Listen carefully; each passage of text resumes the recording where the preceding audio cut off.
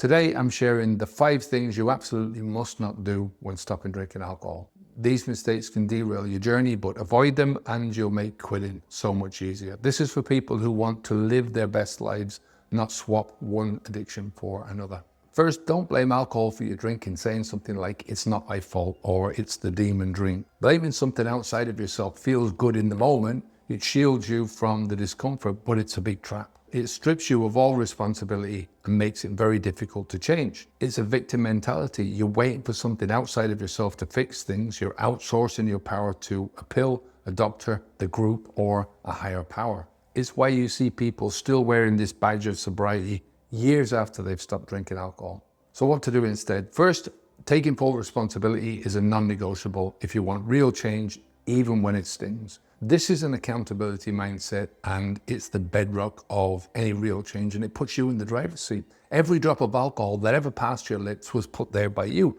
No excuses, no half measures. And let's be clear about this. 99% responsibility is just not good enough. That 1% where you offload to something else, that's a big crack in the foundation, and that can kill your journey. This is where denial festers and failure always creeps in.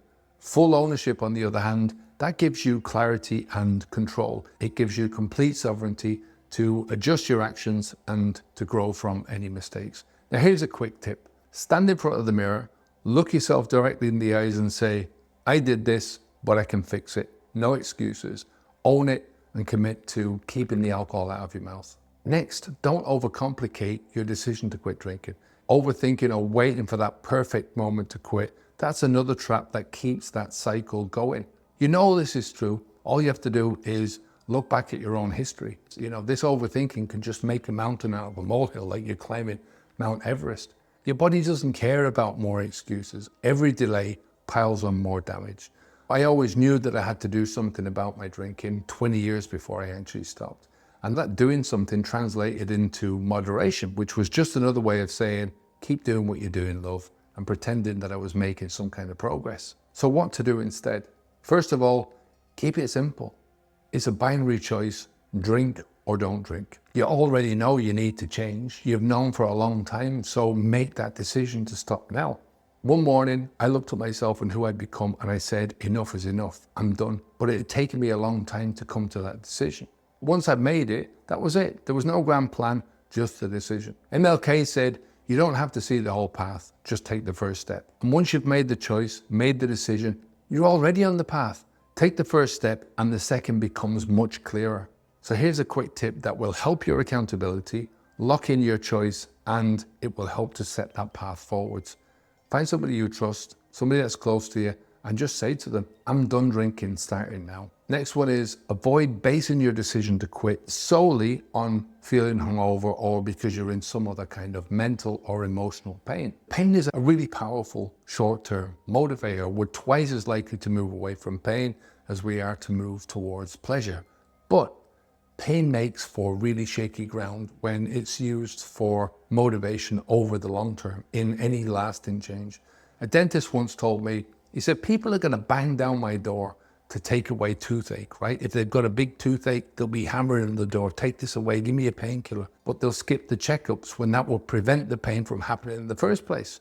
Now, when we're hurting, like with the hangover or with the toothache, the urgency to fix it or to say to ourselves, oh, I'm never going to do that again, that feels intense in the moment, but it's fleeting because it's tied to the moment's discomfort. Now, once the pain subsides, the brain shifts focus back to the immediate gratifications, like craving that beer again, because we're wired to prioritize short-term rewards over long-term goals. So what to do instead?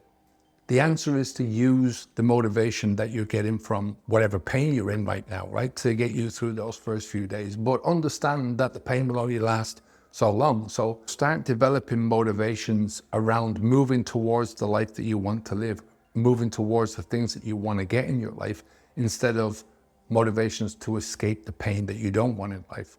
Right? Purpose is far more durable motivation in the long term. Purpose and desire and hope and looking after the things that you want.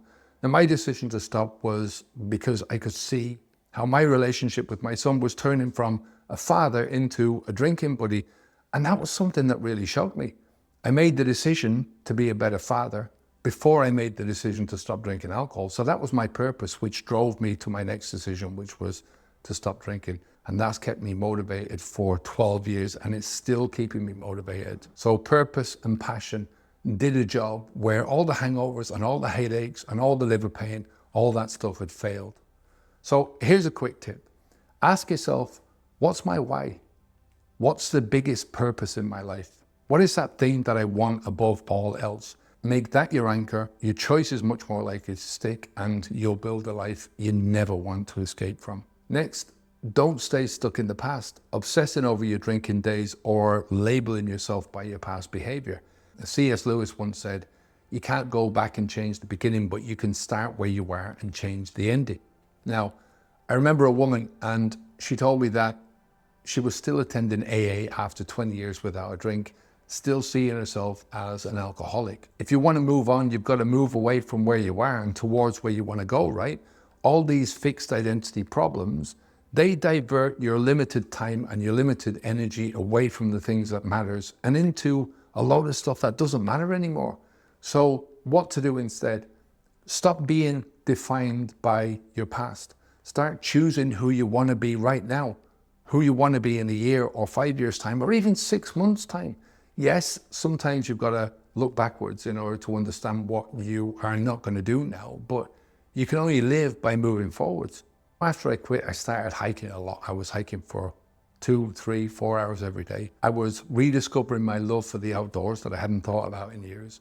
I was thinking clearer than I had in years, and I was building this really clear version of where I wanted to go in my life. Begin with the end in mind. Focus on growth and purpose and joy in your life. Be a miser when it comes to your energy and time. So refuse to spend any of that energy rehashing over the past. So no guilt, no labels, no old stories. Redirect all that energy into the thoughts that are going to help you to build a life that you love. And to get to the new person you want to be, you have to walk away from the old person that was holding you back. Here's a quick tip. Ask yourself, who do I want to be in 6 months or a year? And picture that fitter version of yourself, or the better parent, or you're chasing a dream business or a dream job. And focus on the future self, and that is going to drive the lasting change. And finally, don't try to escape alcohol by swapping it for another dependency. Swapping one dependency for another without building a life is just trading one trap for a new one. My drinking life was like Groundhog Day. Do you remember the old movie? Hangovers, lethargy, crashing on the couch, getting over it, and then repeating that process in one form or another for years.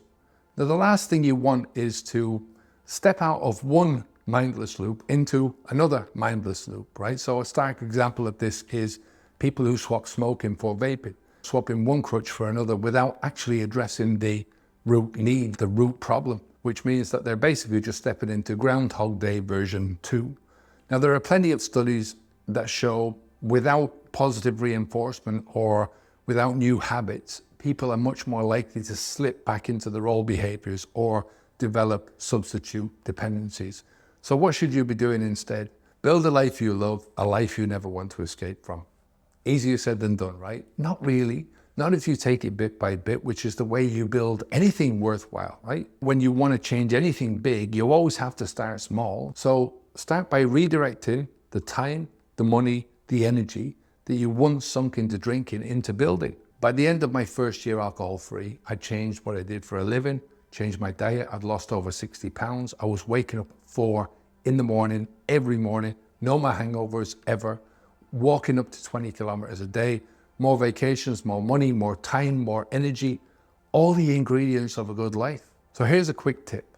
Pick one passion, something simple for now, cooking, hiking, maybe learning something. Replace one of those hours that you used to drink, preferably around the time that you would have otherwise started drinking, and use the money that you saved to fund it. Start small, stay consistent, and watch it grow. So that's it, 5 things not to do when you're stopping drinking. Recapping, don't blame the alcohol, don't overcomplicate things, don't decide from a place of pain, don't stay stuck in the past, and don't just look to escape. Build a life that you want to live. Join us on Patreon for exclusive content. We upload videos every second day, and we've got a lot of behind the scenes stuff. The link is in the description below. Also, you can see our full Stop Drinking Alcohol program with a level for everyone. That's at habitsv2.com. Again, the link is in the description. Take care of yourself. Let me know if you have any questions or if you want to see any topics covered. So take care, onwards and upwards. Bye now.